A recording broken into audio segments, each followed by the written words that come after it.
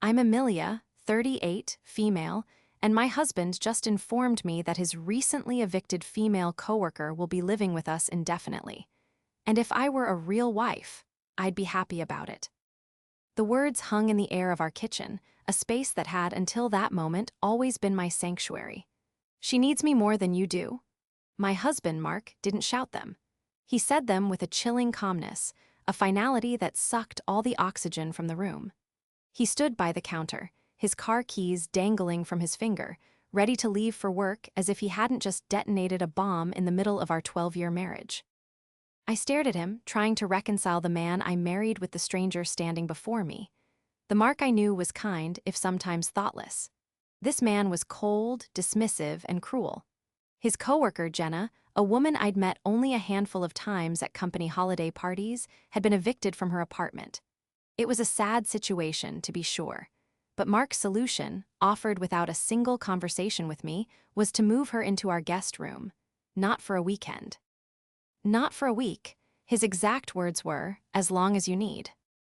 When I had tried to voice my hesitation, my very reasonable discomfort with having a practical stranger move into our home for an open-ended period, his face had hardened.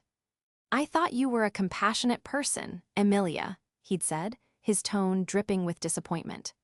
"Her landlord sold the building, and she has nowhere to go. Her family is on the other side of the country." "Of course, it's a terrible situation, Mark," I had reasoned, my voice steady despite the tremor in my hands. "But shouldn't we discuss this? It's our home. Maybe we could help her with a deposit for a new place, or find her an extended stay hotel for a few weeks." That was when the first verbal blow landed. A real wife would support my friends going through hard times. The words stung more than a slap. A real wife.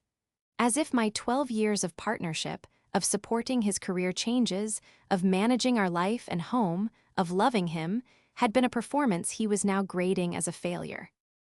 I'd recoiled speechless, and seeing my shock, he pressed his advantage. That's when he delivered the final, devastating line, "Stop being jealous, she needs me more than you do." Jealous? The accusation was so far from the truth of what I was feeling that it left me dizzy. This wasn't about jealousy. It was about boundaries, about respect, about the sanctity of our shared life. But he had framed it that way to shut me down, to paint me as the unreasonable, petty wife while he played the hero.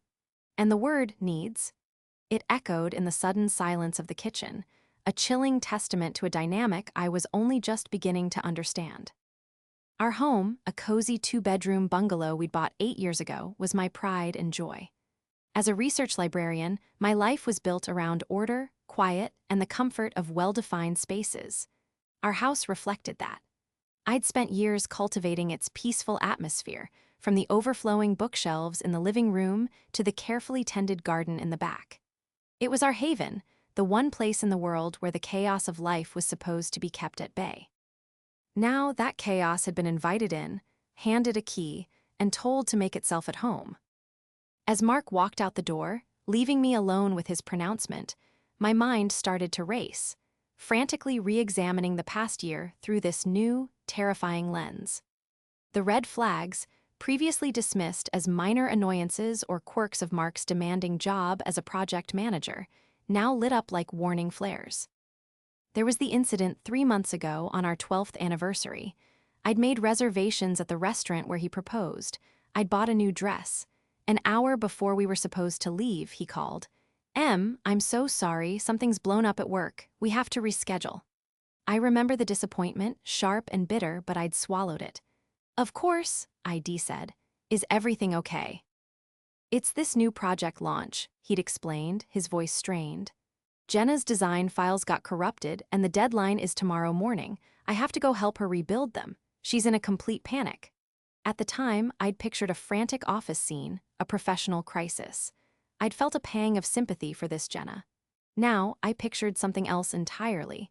My husband abandoning our anniversary to ride to the rescue of another woman. He had chosen to be her hero instead of my husband.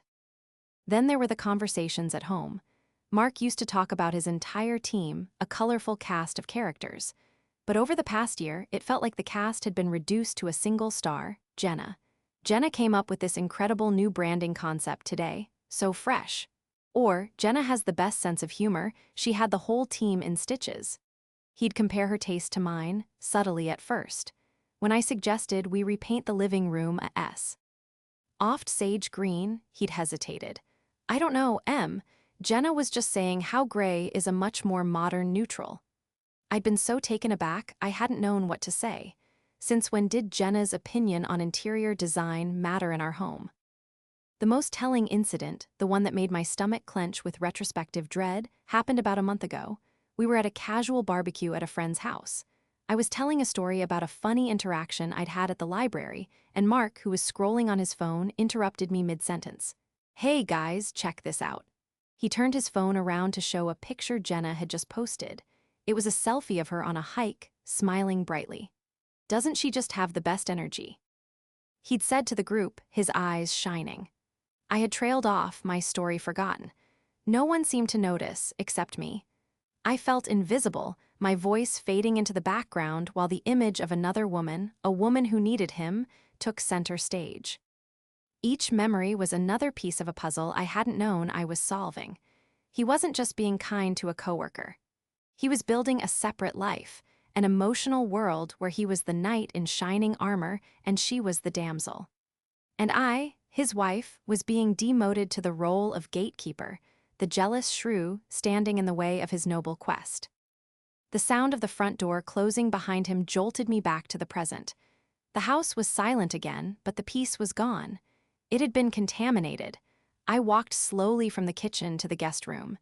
It was a lovely room, painted a calm blue, with a quilt my grandmother had made spread over the bed. It was a space for family, for my sister when she visited, for old friends. Now, it felt like enemy territory. Soon, a stranger would be sleeping under my grandmother's quilt, a stranger my husband believed he needed to save. A stranger he needed more than me. I sank onto the edge of the bed, the fabric cool beneath my hands, and for the first time, I felt like a guest in my own home. Jenna was scheduled to arrive at 5 o'clock, the exact time I usually started making dinner. Mark had sent me a text in the afternoon, not asking, but informing. Jenna will be here around 5. I'll be home shortly after to help her get settled. The phrase, get settled, implied a permanence that made my skin crawl. You don't get settled for a night or two, you get settled for a long stay. I spent the day in a fog of anxiety, moving through my own house like a ghost. I tried to read, but the words blurred on the page. I tried to tidy up, but every object I touched felt foreign. The very air in the house seemed to have changed. It was thick with dread and anticipation. I found myself staring at the guest room door, imagining it as a portal through which my life was about to irrevocably change. At precisely 5:02 p.m., a car I didn't recognize, a small, slightly dented sedan, pulled into our driveway. My heart hammered against my ribs. I watched from the living room window as she got out. Jenna was smaller than I remembered from the holiday parties, with a cascade of dark, wavy hair and large, expressive eyes that, from this distance, looked lost and sad. She was dressed in jeans and a hoodie, and she clutched her purse to her chest like a shield. For a fleeting moment, a wave of genuine sympathy washed over me. She looked vulnerable, and the part of me that Mark had accused of being missing, the compassionate part, ached for her. Then I saw her face turn towards my home, my front door, and the sympathy was instantly replaced by a cold, protective fury. This was an invasion. I opened the door before she could knock. I forced a tight, polite smile onto my face. Jenna, hi. Emilia, she said, her voice softer than I expected. Thank you so much for this. You're a lifesaver. Mark is a lifesaver. She emphasized his name, a subtle but clear signal that he was the one she was truly grateful to. I was just the keeper of the space he had offered. Come in, I said, my voice flatter than I intended. Mark should be home soon. She stepped inside, pulling a single large suitcase and a duffel bag behind her. As she crossed the threshold, she looked around our living room, her eyes taking everything in. It wasn't the glance of a grateful guest, it was an assessment. Wow, this is a really nice place, she said, her gaze lingering on the framed photos on the mantelpiece, photos of Mark and me. One from our wedding, another from a trip to Italy, a third of us laughing with our dog, Buster, who had passed away 2 years prior. A lifetime of memories, summed up in 3 silver frames. "Thank you," I murmured, feeling a desperate urge to shield the photos with my body. "The guest room is this way." I led her down the hall, the wheels of her suitcase a rumbling intrusion on the quiet hardwood floors. I pushed open the door to the guest room. "The bathroom is just across the hall. Please make yourself at home."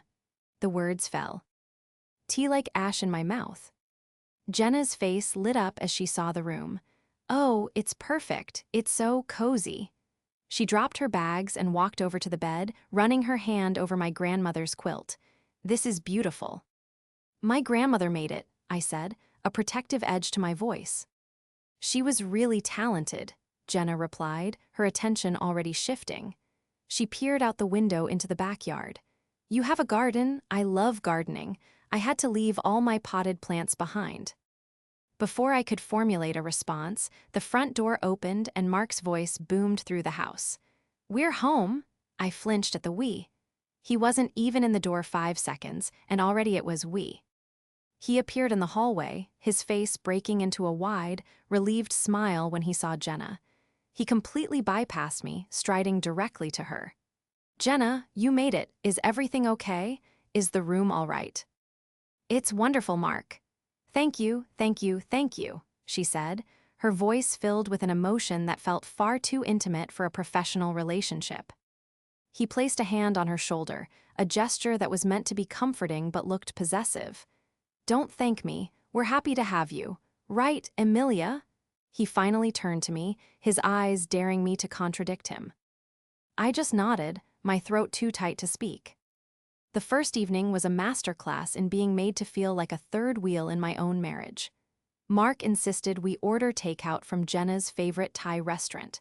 When it arrived, he served her plate first, asking her 3 separate times if she had enough rice.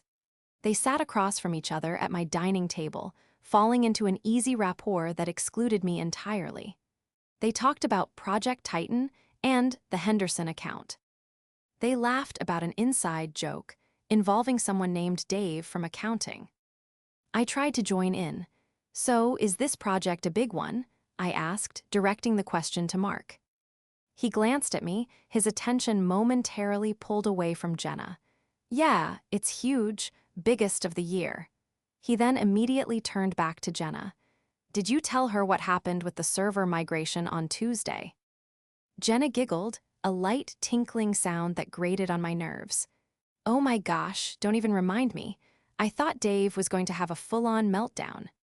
They were a unit, a team, and I was the client they were having dinner with. I ate my pad thai in silence, the noodles tasteless in my mouth. After dinner, Mark showed Jenna how to work the complicated universal remote for the television, something he'd never had the patience to properly explain to me. "It's a bit tricky, but you'll get the hang of it," he said to her gently. To me, he'd always just said, "Emilia, just press the on button, it's not that hard." Later, as I was loading the dishwasher, I heard them laughing in the living room. I peeked around the corner. Jenna was curled up on one end of the sofa, feet tucked underneath her, a throw blanket draped over her lap. Mark was on the other end, but he was leaning towards her, his body angled in her direction, completely engrossed in whatever she was saying. They looked comfortable. They looked right. The image seared itself into my brain. When it was time for bed, Jenna stood up and stretched. "Well, I should probably turn in. It's been a long day." She turned to Mark. "Thank you again for everything." Then she turned to me. "Good night, Emilia." Mark walked her to the guest room door. I stood in the hall, watching. He lingered for a moment, his hand on the doorknob. "If you need anything, anything at all, just text me," he said in a low voice. As I got ready for bed, the feeling of dread had solidified into a cold, hard certainty. Mark's words from the morning came back to me. "She needs me more than you do." He wasn't just offering her a room, he was offering her a life our life. And as I slid into bed, the space beside me feeling wider and colder than ever, I realized I wasn't just fighting for my home. I was fighting for my marriage. And it was a fight I was terrifyingly unprepared for. The first week of Jenna's stay was a slow, creeping poison. Her presence, which had at first been a sharp intrusion, began to seep into the very foundation of our home, changing its chemistry, making it toxic to me. She was a ghost in the machine of our lives, subtly rewriting the code of our daily routines until I no longer recognized them. It began with small things, territorial encroachments that felt too petty to complain about without sounding like the jealous wife Mark had already branded me. The guest bathroom, which I had stocked with fresh towels and new soap for her, was apparently not to her liking. On the third day, I walked into my own master bathroom to find her floral-scented shampoo and conditioner sitting in our shower caddy, nestled right next to Mark's things. A bright pink loofah I'd never seen before was hanging from the faucet. I stared at it, my heart ending. It was such a minor thing, yet it felt like a profound violation, a flag planted on conquered territory. When I mentioned it to Mark that evening, trying to keep my voice light and casual, he sighed with exasperation. "Emilia, for heaven's sake. She said the water pressure in the guest shower is a little low. What's the big deal? It's just shampoo." "It's my bathroom, Mark. Our bathroom, it's a private space." "She's our guest," he retorted, his voice sharp. "We're supposed to make her feel welcome, not make her feel like a burden over a bottle of shampoo." He made me feel small and unreasonable, so I dropped it. But every morning, seeing that pink loofah was a fresh stab of resentment. Then came the kitchen. I love to cook. My kitchen is my domain, organized with a precision that borders on obsessive. Spices are in alphabetical order. Pots and pans are nested just so. One afternoon, I came home from the library to find Jenna humming to herself as she stood at my counter, chopping vegetables for a salad. "Hi," she said brightly, not looking up. "I hope you don't mind. I was starving and thought I'd make a big salad for everyone for dinner, to say thank you." It was a kind gesture on the surface, but then I noticed she had rearranged the contents of my knife block. My cherished chef's knife was in the slot for the bread knife. I opened the utensil drawer to get a fork and found that she had helpfully reorganized it, putting the spoons where the forks should be. I felt a surge of irrational anger. She wasn't just using my kitchen, she was correcting it, imposing her own order on my sanctuary. "This is really thoughtful of you, Jenna," I said, my teeth clenched. "No problem at all," she chirped. "I found this amazing recipe online for a lemon tahini dressing. Mark is going to love it. He loves anything with lemon." The casual way she spoke of my husband's preferences, as if she were the expert, sent another chill down my spine. The salad, of course, was a huge hit with Mark. "Wow, Jen, this is incredible," he declared after his first bite. "Emilia, you should get this recipe from her." He looked at me, completely oblivious to the fact that his words felt like a betrayal. I had been cooking for him for 12 years, and here he was, fawning over another woman's salad in my own dining room. The evenings became unbearable. They would commandeer the living room, putting on a show that only they were interested in, some gritty crime drama I found stressful. They'd sit on the sofa, not touching, but with an invisible thread of connection between them. They'd murmur comments back and forth, laugh at the same moments, and gasp in unison at the plot twists.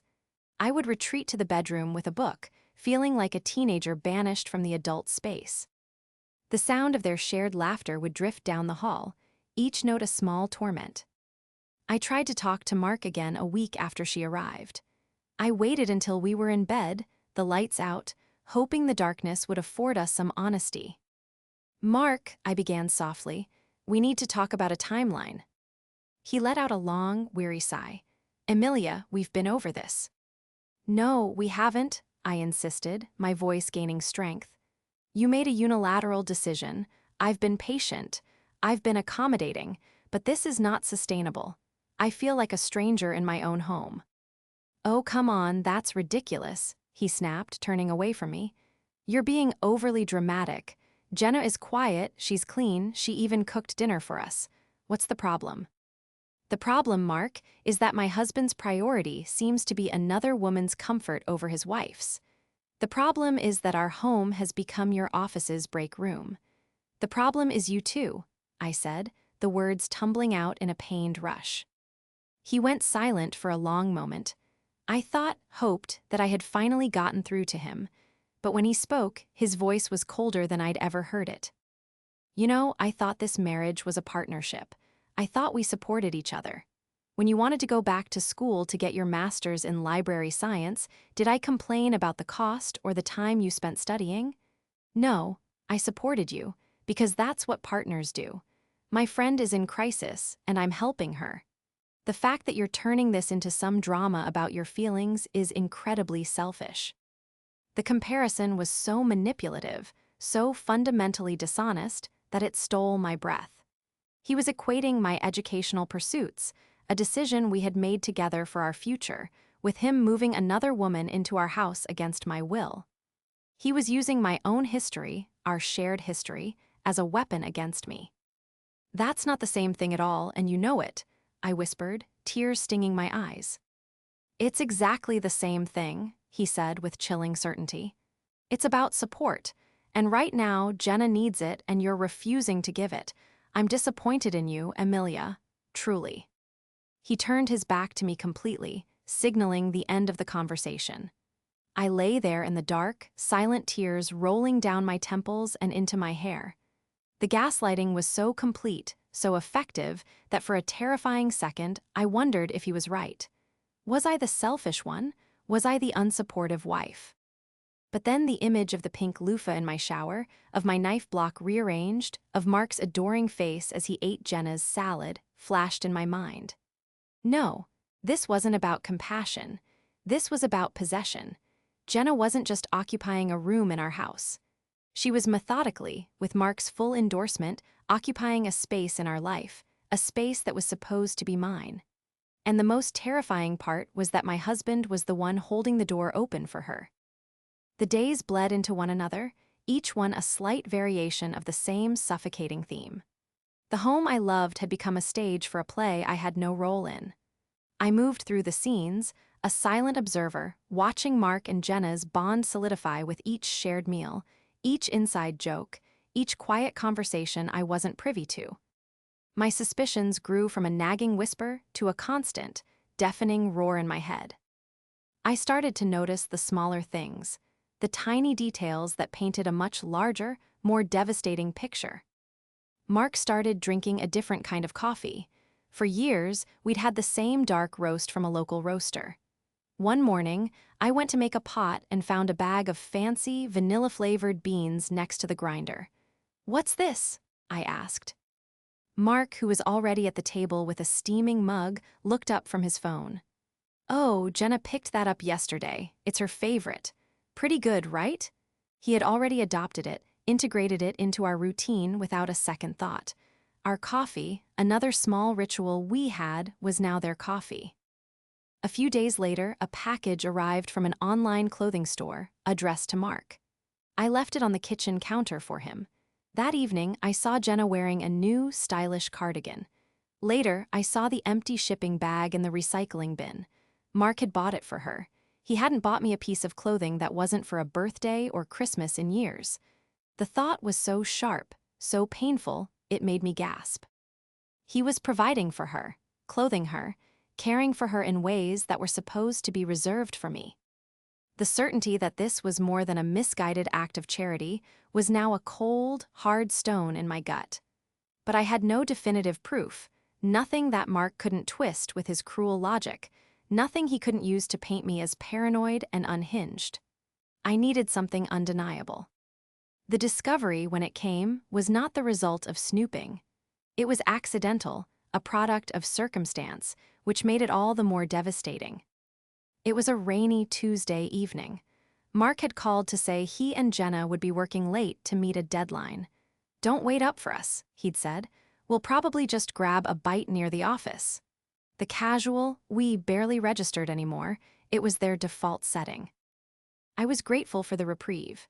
The silence in the house felt like a balm on my frayed nerves. I made myself a simple dinner, curled up on the sofa with a book, and for the first time in weeks I felt a semblance of peace. Around 9:30 p.m. I decided to head to bed. As I walked down the hall, I passed the closed guest room door. I heard a faint sound from within. I paused, my ear tilted towards the door.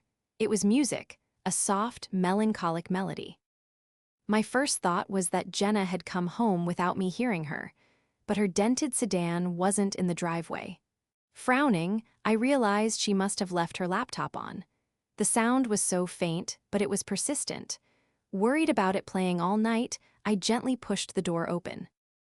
The room was dark, save for the glow of a laptop screen on the desk. It was open to a messaging app, the source of the music. It was a shared playlist. As my eyes adjusted to the dim light, I saw the chat window next to the music. My blood ran cold. It was a conversation between two usernames, Project Lead M and Design Dream J, Mark and Jenna. My heart was hammering so hard I could feel it in my ears. I knew I shouldn't read it. I knew it was a violation of privacy. But I also knew, with a terrifying certainty, that the truth I had been desperately seeking was right there, glowing in the dark. I stepped into the room, my hand trembling as I reached for the mousepad. I scrolled up. The conversation went back weeks, months even. It was a torrent of daily check-ins, flirty banter, and intimate confessions. Jenna can't focus today, still reeling from the landlord news. Mark, don't you worry about a thing. I told you I'll take care of it. I'll take care of you. Jenna, you're my hero. I scrolled further, my breath catching in my throat. Mark, Emilia is asking questions again, about when you're leaving. Jenna, oh no, I'm so sorry, Mark. I'm causing so much trouble. Mark, don't be. This isn't your fault. She's just having a hard time adjusting. She doesn't understand the pressure we're under. She doesn't understand us. She doesn't understand us. The words seemed to lift off the screen and brand themselves onto my heart. There was an us. A real, defined us that he had cultivated in secret. I kept scrolling, a strange, numb compulsion driving me forward. I saw the plans for our anniversary, the night he'd abandoned me. Mark, have to cancel on Emilia tonight. Can you meet me at the office around 7? Bring wine. We'll order food and knock this out together. Jenna, you ditch your anniversary dinner for me. Mark, the project is the perfect excuse. Besides, I'd rather be with you. I had to sit down. My legs gave out and I sank onto the edge of her bed, my grandmother's quilt, feeling sick. I had spent that night alone, feeling sorry for him, for the stress he was under, while he was having a romantic work session with her. But the final, soul-crushing blow was yet to come. It was a message from Mark, sent just that morning. Mark, just a little longer. I promise. She's becoming more and more difficult. It's making the next step easier. Just be patient with me. Soon it will be just you and me for real. No more hiding. The next step. He was planning to leave me. This wasn't a temporary arrangement. This was a transition plan. Jenna moving in wasn't a solution to her housing problem. It was the solution to their problem, me. They were testing the waters, seeing if they could live together, all under my roof, on my dime, while he systematically dismantled my self-worth and paved the way for his exit. I closed my eyes, the screen's glow still visible through my eyelids. The gaslighting, the accusations of jealousy, the disappointment, it was all a calculated strategy. He needed me to be the villain of the story so he could justify his betrayal. He needed to believe I was a bad wife so he could feel like a good man. Suddenly, I heard a car pull into the driveway. Headlights swept across the window. They were home. My body went into autopilot. I silently stood up, used the mouse to close the laptop, and backed out of the room, pulling the door so it was exactly as I'd found it. I slipped into my bedroom just as the front door opened. I heard their voices, low and intimate, and then the soft click of her bedroom door closing. I stood in the darkness of my own room, not breathing. The woman sleeping across the hall wasn't a guest. She was my replacement. And the man getting into bed beside me wasn't my husband. He was a stranger who had been plotting the end of my world. The shock was gone, replaced by a terrifying, Arctic calm. The question was no longer if my marriage was over. The only question left was how I was going to burn it all to the ground. The night after the discovery was the longest of my life. I lay in bed, feigning sleep, every muscle tensed. Mark slid under the covers beside me, sighing contentedly, completely oblivious to the fact that the woman next to him was no longer his wife, but a silent witness to his treason. The warmth from his body felt like a lie. The sound of his breathing felt like an intrusion. For 12 years, those sounds had meant comfort and safety. Now they were the sounds of my enemy. When morning came, the Arctic calm I'd felt the night before had solidified into a core of pure, cold resolve. The heartbreak was still there, a vast, cavernous ache in my chest, but it was no longer in control. My librarian brain, the part of me that craved order, research, and methodical execution, took over. Grief could wait. First, there had to be a plan. I went through the motions of our morning routine. I made coffee, our old dark roast, not her vanilla-flavored poison. I said good morning to Mark when he came into the kitchen, my voice even and steady. It was the performance of my life. He looked at me, a flicker of surprise in his eyes. He probably expected me to be sullen or withdrawn, my usual state these past few weeks. My newfound civility seemed to please him. "You seem like you're in a better mood today," he said, pouring himself a cup. "I did some thinking," I replied, my words carefully chosen. "You were right, I need to be more supportive." The lie tasted like acid, but it was a necessary anesthetic. I needed him complacent. I needed him to believe he had won. He smiled, a genuine, relieved smile that made me want to scream. "I knew you'd come around, Em. I knew you had it in you." He patted my arm, a condescending gesture of approval, before grabbing his briefcase. "Jenna and I are carpooling today. See you tonight." The moment the front door closed, my performance ended. The house was mine again for a few precious hours. I didn't cry. I didn't rage. I went to my study, closed the door, and opened my laptop. My first search was for the top-rated divorce attorney in our city. I spent the morning on the phone, scheduling a consultation for the next day during my lunch break. The lawyer, a woman named Ms. Davis, sounded sharp, efficient, and empathetic. Just hearing her calm, professional voice on the other end of the line was like grabbing a lifeline. Next, I focused on finances. Mark had always handled our investments and long-term savings, while I managed the household budget from our joint checking account. It was a division of labor that had once seemed fair and now seemed catastrophically naive. I logged into our online banking portal, my fingers flying across the keyboard. I took screenshots of every account balance, every investment statement, every credit card debt. I documented our entire financial life, saving everything to a password-protected file on a thumb drive that I then hid in a hollowed-out book on my shelf, a trick I'd only ever read about. I opened a new bank account in my name, only at a completely different bank. I calculated my half of the balance in our joint checking and savings accounts and set up a transfer for the following day. It felt clandestine and thrilling. For years, I had felt like a passenger in my own life. Now, I was seizing the controls. The rest of the day was a blur of methodical preparation. I called my sister, a rock of pragmatic support, and told her everything. Her furious, protective response was the validation I needed. "I'm booking a flight," she said immediately. "I'll be there Friday." Just knowing she was coming gave me a surge of strength. When Mark and Jenna came home that evening, I was ready. I had made one of Mark's favorite meals, lasagna. I greeted them both with a calm smile. Jenna looked at me with suspicion, but Mark was practically beaming. He saw my effort as surrender, a sign that I was finally falling in line. "Smells amazing in here, Em," he said, kissing my cheek. It took every ounce of my self-control not to recoil. At dinner, I played my part. I asked them about their day. I listened to their stories about work, nodding and smiling at the right moments. I was a stranger at my own table, studying them, gathering data. I watched the way Jenna's foot would subtly nudge Mark's under the table. I saw the way he would look at her when he thought I wasn't paying attention, his eyes soft and full of a feeling he hadn't shown me in years. Each observation was another nail in the coffin of my marriage, and another brick in the foundation of my new life. After dinner, while I was cleaning up, Mark came into the kitchen. "Thank you for this, Amelia," he said, his voice sincere. "This is what I've been missing, us like this." I turned to him, drying my hands on a towel. "I'm glad," I said, my voice a perfect imitation of a placated wife. But inside, my plan was taking shape, its edges sharpening into a weapon. He thought he was winning, that he had successfully broken me down and reshaped me into the compliant partner he desired. He had no idea that he hadn't broken me.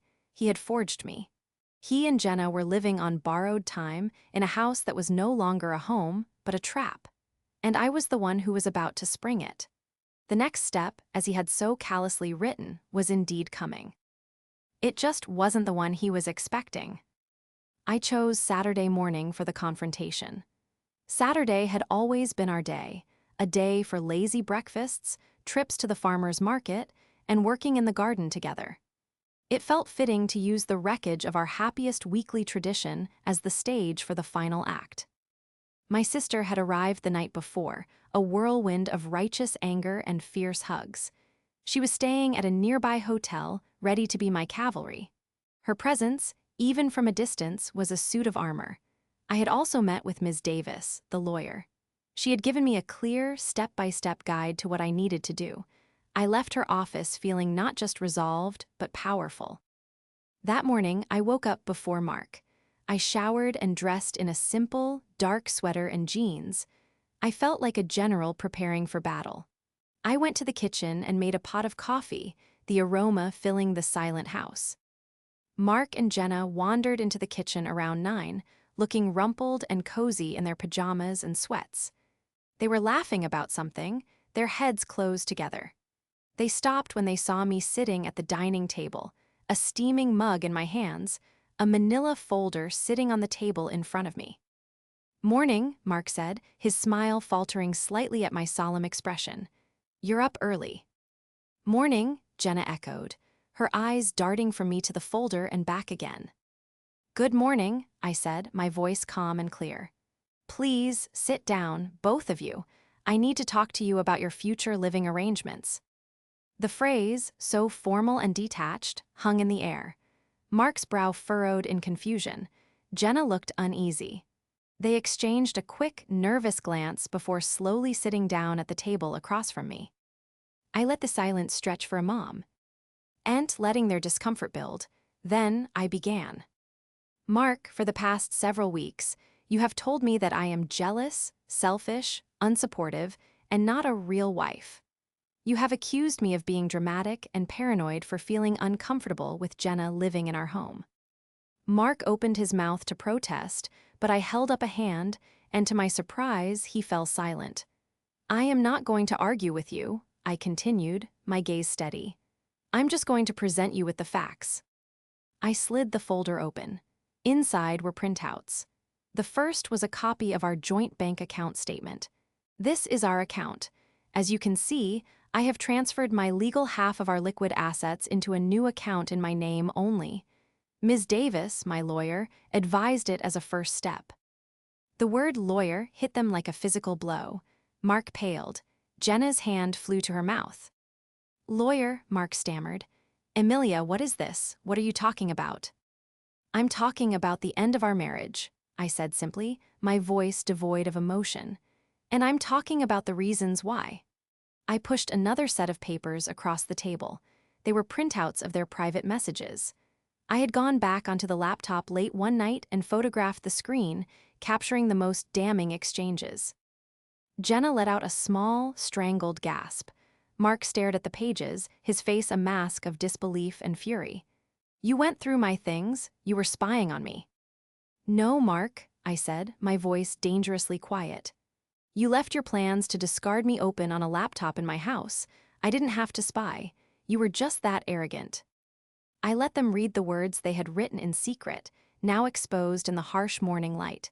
I saw the moment Mark's eyes landed on the message about our anniversary dinner, the one where he said he'd rather be with her. I saw his face crumble. I saw Jenna read the line where he promised that soon it would be just you and me, for real. She refused to look at me, her face burning with shame.